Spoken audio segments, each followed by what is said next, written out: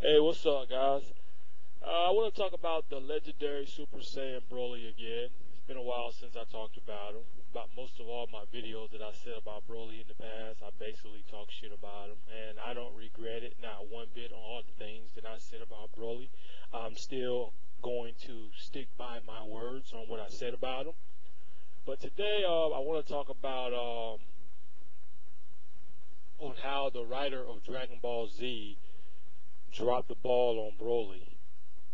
Now I know Broly is basically a a fan favorite in Dragon Ball Z. Just about everybody, all the Dragon Ball Z fans out there basically like this guy and find him really awesome and thinking he's the best villain of all times, which I don't think he is, in my opinion. I don't think he's the best villain, and I don't think he's the strongest villain of all times, because right now it has been stated that Bills is the most powerful villain in Dragon Ball Z right about now. So I like to see how you Broly fanboys try to dispute that down. But enough about Bills, though. I want to talk about on how they dropped the ball on Broly, on how Broly could have really been really successful in Dragon Ball Z, and he still is. He still is. A lot of people still likes Broly. People in the video games, in the Dragon Ball Z video games, they pick Broly more than they pick Goku and all the rest of them. Because a lot of people seem to like Broly a lot. I mean, Broly is really a big figure in Dragon Ball Z. And that's the first thing people talk about. Oh, my favorite villain is Broly, Broly, Broly, Broly. That's all you hear about now. And I don't have a problem with people saying they like him, Broly. I don't have a problem with that at all. But I just think the writer of Dragon Ball Z really dropped the ball. But see, all these Broly fans out there saying that Broly is the best villain of all times. But let's talk about the movie called Legendary Super Saiyan. Let's talk about that for a minute. All you Broly fans out there keep saying that Broly's the best, and he's this, and he's that. Okay, I will give this movie a little bit of credit. The Legendary Super Saiyan movie was a great movie. I'm not saying it was one of the best Dragon Ball Z movie, but it was an okay movie. I think the writer of Dragon Ball Z did an excellent job on this movie. He did an excellent job. It was well written, it was well explained, and everything like that on how Broly escaped Planet Vegeta. Okay, he did an excellent job on that. I will give him credit on that. But the thing is that I don't understand is, even though this movie was great, because I think if Goku wasn't in there, I don't even think it would have been a second coming of Broly. I don't think it would have been about Broly. I think without Goku and Vegeta and Trunks and all them fighting against Broly, it probably wouldn't even been a part 2 of Broly and a part 3 about him.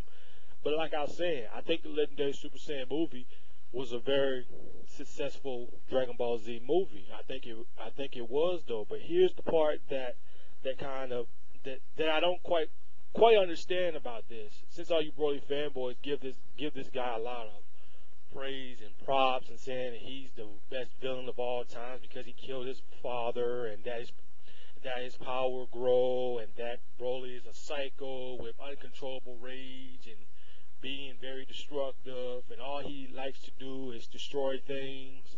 And Broly also likes to toy with his opponents and everything like that. Which I don't really see what's the big deal about all this stuff, about what is so great about Broly. But this is how he dropped the ball on Broly. When he made that second coming, even though the Legendary Super Saiyan movie was good and it was okay at the time, this is where he dropped the ball on Broly. And I think this is what really kind of hurted Broly's character a lot.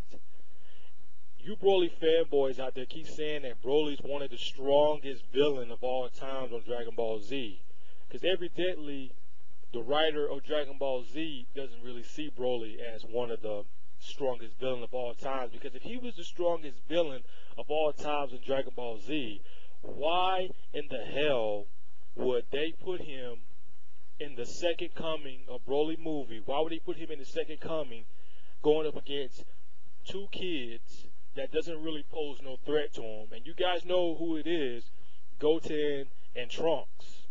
And I think that's what kind of hurted Broly a little bit. I think when he decided, instead of having Broly continue to go after Goku, Vegeta, future Trunks, instead of him going after them, he had Broly going after Goten and Trunks. So that right there should tell you that the writer of Dragon Ball Z doesn't really care, doesn't really give two shits about Broly. Because if he had terrific ideas about Broly, he would have thought of something like, okay, we're gonna have Broly and Goku, continue their fights. But evidently he didn't do it.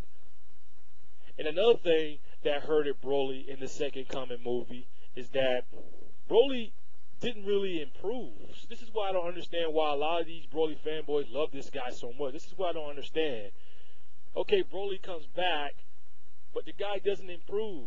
The writer of Dragon Ball Z does not give Broly any new abilities. All the shit that he did in the Second Coming movie was the exactly same shit that he did in the legendary Super Saiyan movie against Goku and Piccolo and Trunks and all them and Vegeta and them. It's exactly the same shit. And on the Second Coming, he's saying Kakarot. He's saying Kakarot. He's doing exactly the same shit. This guy has not improved. Instead of upgrading Broly, instead of upgrading this guy, he downgraded this guy by having him go against Goten and Trunks that doesn't really pose a big threat to him.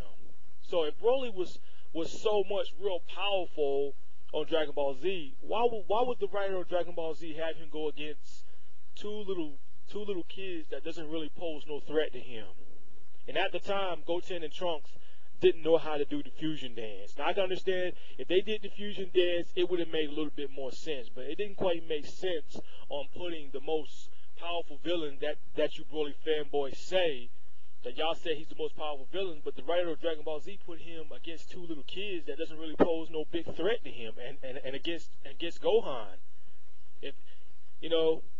Because if he was really a big threat, they would have had him go against he would have somehow thought about bringing Goku back, having Vegeta in the picture, having Piccolo, having all them go after Broly again.